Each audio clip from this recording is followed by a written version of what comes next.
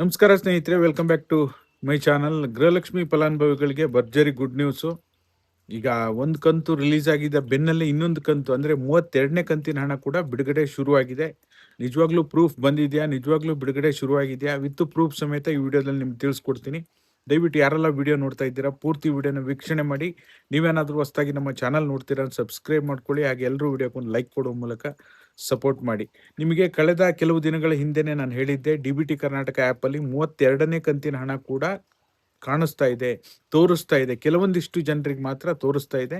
ಸದ್ಯದಲ್ಲೇ 32ನೇ ಕಂತಿನ ಹಣ ಕೂಡ ಬಿಡುಗಡೆ ಶುರುವಾಗುತ್ತೆ ಅಂತ.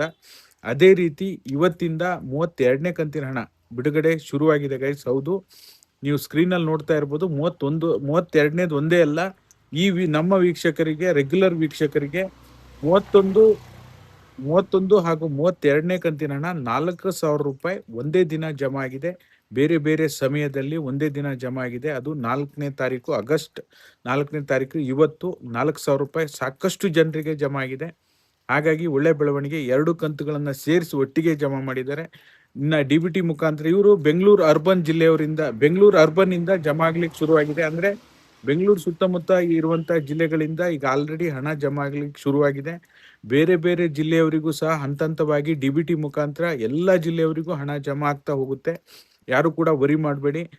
ನಿಮಗೂ ಏನಾದರೂ 31ನೇ ಕಂತಿನ ಹಣ ಬಂದಿಲ್ಲ ಅಂದ್ರೆ ಡೋಂಟ್ ವರಿ. 4,000 ರೂಪಾಯಿ ನೋಡಿ, ಬರ್ದೇ ಇರೋರಿಗೆ, 31ನೇ ಕಂತು ಬರ್ದೇ ಇರೋರಿಗೆ 32ನೇ ಕಂತಿನ ಜೊತೆಯಲ್ಲಿ 4,000 ರೂಪಾಯಿ ಜಮಾ ಆಗ್ತಾ ಇದೆ ಅಂದ್ರೆ ನೀವೇ ನೋಡ್ತಾ ಇರ್ಬೋದು.